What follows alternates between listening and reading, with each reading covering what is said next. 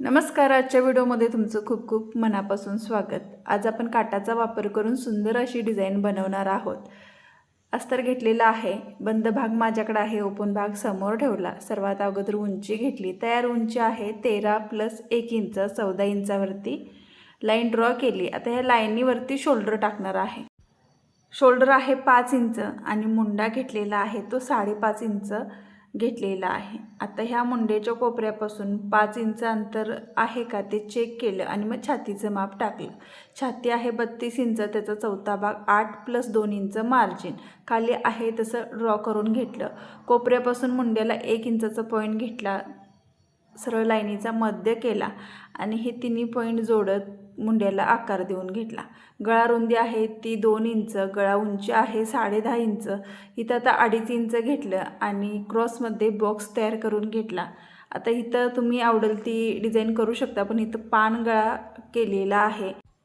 कमर आहे 28 इंच, त्याचा चौथा भाग 7 इंच प्लस पाठीतलं टक्स 1 इंच आणि 2 इंच शिलाई मार्जिन. आता 7 इंचाच्या पॉईंटपासून इंच टेप अशा पद्धतीने ठेवायचा, मध्ये येतो, मध्याच्या वरती 4 इंचापर्यंत पॉईंट घ्यायचा आणि टक्सचं माप टाकून घ्यायचं. आता जसा भाग ड्रॉ केलेला आहे त्या पद्धतीनं कटिंग करून घ्या. दाखवल्याप्रमाणे एक्स्ट्रा कापड ठेवून कपड्यावरती सुद्धा कटिंग करून घ्यायचं आहे. आता ब्लाऊज पीसच्या एकाच साईडला काठ होते. बाही कटिंग करून झाल्यानंतर हे काठ इतके उरले, ह्या काठाचे मी 2-2 भाग करत आहे. आता हे भाग जे कटिंग झालेले आहेत पट्ट्या, ते एकमेकाला जोडायच्या आहेत आणि आपल्याला लांब पट्टी मिळेल. ही डिझाईन बनवायला जितकी सोपी आहे तितकीच दिसायला सुद्धा खूप सुंदर आहे. आपण ह्याच्यामध्ये लेस वगैरे काहीच वापरणार नाही, फक्त हे काठ वापरून खूप सुंदर अशी डिझाईन बनवणार आहोत. आता इथं कपडा सुलट ठेवलेला आहे, त्याच्यावरती अस्तर ठेवलं. कमरेकडच्या साईडला अर्धा इंच मार्जिन पकडले आणि मी शिलाई करून घेते पहा. आता कमरेकडच्या साईडला शिलाई करून झाल्यानंतर एक्स्ट्रा कापड आहे ते अशा पद्धतीनं कटिंग करून घ्यायचं.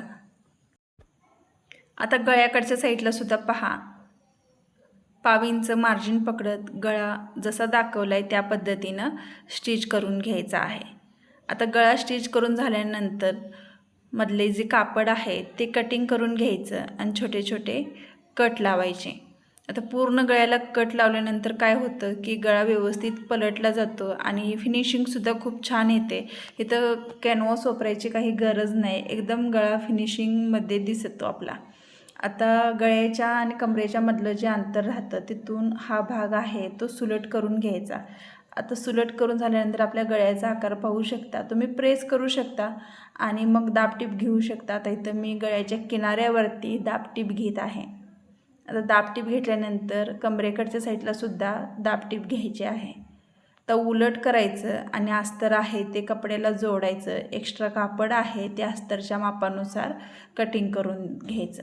आता आपला हा परफेक्ट असा गळा तयार झाला. आता इथं तुम्हाला काठ वापरून कशी डिझाईन बनवायची ते दाखवते. आता हे काठ मी एकामेकाला जोडून घेतलेले आहेत. आता काठाचे दोन्ही किनारे आहेत ते आतमध्ये फोल्ड करायचं आणि आपल्याला 1 इंचापर्यंतच पट्टी बनवून घ्यायची आहे. आता ही मी पूर्ण पट्टी बनवून घेतली पहा. आता दाखवल्याप्रमाणे पहा मी कशा पद्धतीनं पुढं स्टिच करणार आहे. एक साईड आपल्याला अशा पद्धतीने स्टिच करून घ्यायची आहे आणि दुसरी साईड इथंपर्यंतच आपल्याला पट्टी लावून घ्यायची आहे. आता पुढं मी स्टिच करून तुम्हाला दाखवते. एका साईडला इथंपर्यंत स्टिच करायचं आणि आपल्याला हा असा आकार काढून घ्यायचा आहे आणि ह्याच्यावरती अशा पद्धतीनं स्टिच करून घ्यायचं. आपली पूर्ण डिझाईन तयार झाल्यानंतर अशा पद्धतीने दिसते. कुणाला लेस जास्त आवडत नाही, पण गळा नॉर्मल असावा पण छान सुंदर सोबर दिसावा असं वाटतं. आणि सांगितल्याप्रमाणे हा गळा अशा पद्धतीने मी स्टिच केला होता. त्यांना खूप आवडलं, खूप सुंदर झाला होता आणि ह्याची पूर्ण कटिंग मी अपलोड केलेली आहे. त्याची लिंक डिस्क्रिप्शन बॉक्समध्ये देते. या ब्लाऊजची प्रिन्सेस कट हा ब्लाऊज आहे. खूप सुंदर फिटिंगला बसला आणि डिझाईनसुद्धा खूप त्यांना आवडली. तुम्हाला हे सोप्यात सोपी डिझाईन कशी वाटली नक्की कमेंट करून सांगा आणि आवडल्यास चॅनेलला सबस्क्राईब, व्हिडिओला लाईक आणि शेअरसुद्धा करा. इथंपर्यंत व्हिडिओ पाहिल्याबद्दल तुमचं खूप खूप धन्यवाद.